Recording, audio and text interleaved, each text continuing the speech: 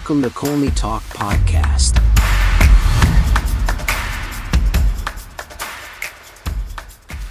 Hello, folks. We are back. Excited for another season. I'm excited for bigger and better things. Welcome to the first episode of Colney Talk Podcast.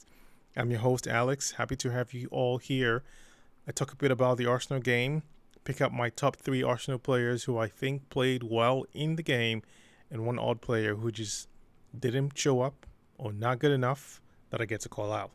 First game of the season, first win of the season. Arsenal looked as their usual self, out the blocks with intensity and conviction, like you always like to enjoy from the Gunners. Dominant in possession early on is what you see them display, and that kept Wolves on the back foot. From the midfield trio, I noticed Thomas Partey getting involved in attack, which is really good. I mean, I've not seen it quite as often. And in doing so, to dispossess and gain the ball up the pitch, serve it off to Odegaard and the front attack to do some damage. That was really good, ensuring that Wolves couldn't settle into their defensive shape and get them off their rhythm was really good to see. I enjoyed the smooth transition as well of Arsenal plays from building up and also cutting through, Wolves' press. It's absolutely a beauty to just watch them slice through that press, glide through to get into Wolves' box to really get on the score sheet. Also, Havertz was incredible in facilitating open lanes for shots in the box, though they weren't as threatening those first few shots because they were really directed at the keeper. For sure, there was more to come. The boys were pushing to get on the score sheet, and it didn't take much longer, where we were 1-0 up. What a lovely header and combination play from following a set piece. So I don't know if that goal came from a set piece as well, because the way they had shifted and realigned themselves from the cross when Saka was on the ball kind of felt like a set piece, but that in itself was brilliant. The hunger for more goals grew. One of Saka's run in the box wasn't a penalty. It was just his forward, momentum that just pushed him out. So I didn't think that was, penalty. No big deal there. We just move on. Wolves grew into the game as well. Or should I say, Arsenal got real sloppy in defense. One too many times. Raya had an incredible save from a lost possession. Not going to lie, I get nervous when Partey receives the ball with his back to goal. I really would like him to be more secure with the ball. He used to do that. Still does it, but not in a consistent way. Safe to say he is one of the prime targets for ball dispossession from Arsenal. Awareness from him, or in this situations, it's not the standard, and we need more. That's just what I'm going to say for that. And it's definitely going to be a point of emphasis going forward because everyone's going to look at that. It's not going to be something new, but it's going to be a point of conversation and something to really rectify.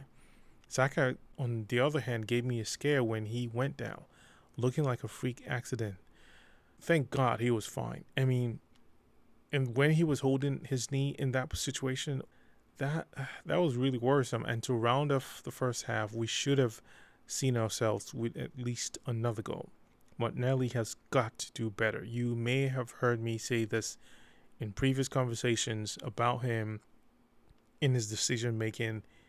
I'm not going to knock him if he doesn't necessarily make the right one every time, but there's certain ones that just become rather obvious in the moments or where he's at, and if he gets to look up when he's running. I love seeing Martinelli on the ball, don't get me wrong, but boy, he could have done better. He should have done better. He just has got to improve. Now the standards are different. Now his expectations are higher. Now he has to really take up more than he used to do before, and that's just it. So we missed our chances in the first half. Second half, Wolves came out with renewed energy, determined to play aggressive, and it almost paid off for them. Their pressing higher up the pitch made it uncomfortable for Arsenal, catching them in certain traps and miscues. Raya scrambled early on to preserve that 1-0 lead.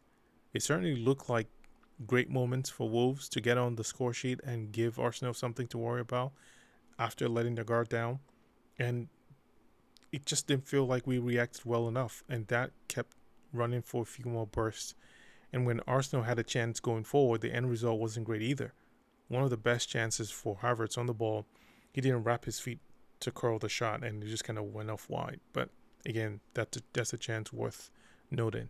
And then Arsenal continued to look sluggish in their game, and Wolves, they put on the pressure, rightfully so. I mean, this is not a walk-on game, and Wolves came in to do their own thing. They were chasing the lead, and they had the opportunity to get on the score sheet.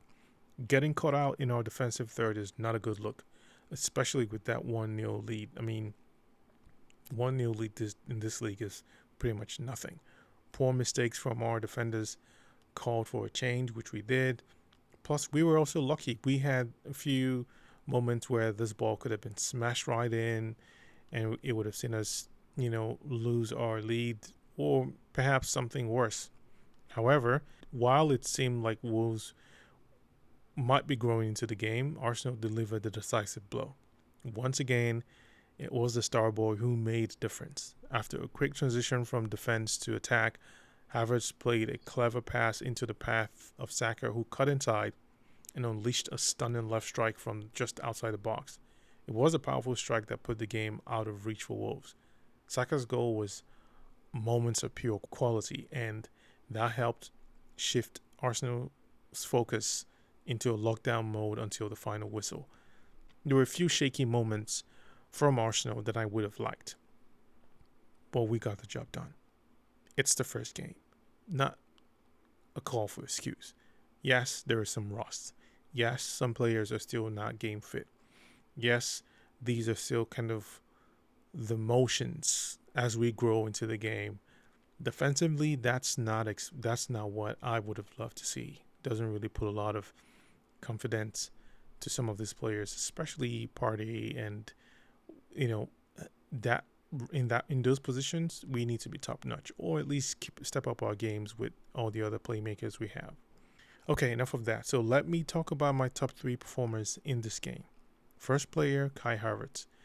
I don't know, like some of you may have seen, Arsenal squad mostly predicted Kai Havertz would be the first player to score, and he did not disappoint. I loved the moments when he would move within the box to unlock channels for Saka and himself, and pass the ball on to Martinelli as well to have good shot attempts. He had good chances to score.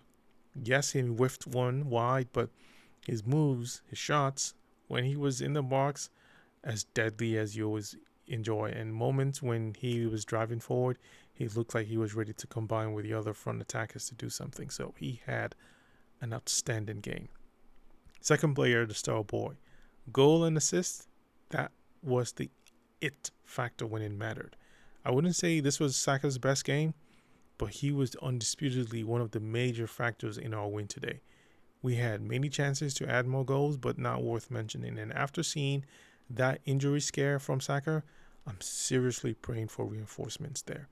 Yes, the market is still open, but it's not easy to pick and plug a player in situations where you have to balance the squad and everything that comes with it. We seriously need someone there. So bad. Third and final player, Captain Odegaard. High grade performance as always. It's becoming normalized. I mean, this was similar to the way we normalized Declan Rice's play. I'm grateful for that. Don't get me wrong. He had a shot pushed out for a corner, and I think he's getting better with that in his game. And in the box, the way he commands attention like no other, causing a lot of traffic in there.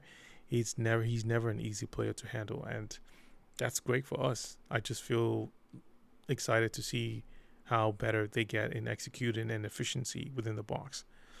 Unfortunately, the odd player for me in this game was Saliba. He put us in a couple of bad situations, and that in a game of concentration from the defensive players was not good enough.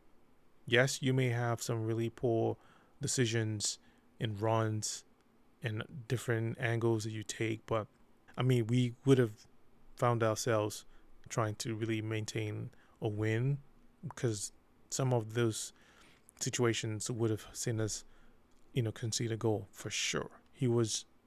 While Saliba has been great, played great in the first half, And while he also has an unbelievable stats following this win, I wasn't pleased with that. I really wasn't. And thankfully, we didn't suffer from it. So that's just the only reason I'm calling him out. A solid win for Arsenal. Starting the season with a victory is always important. And doing so with a clean sheet is even sweeter. It's the first game, guys, yes. So the boys are expectant of improving their defensive moments. And I'm glad there's going to be an emphasis on this.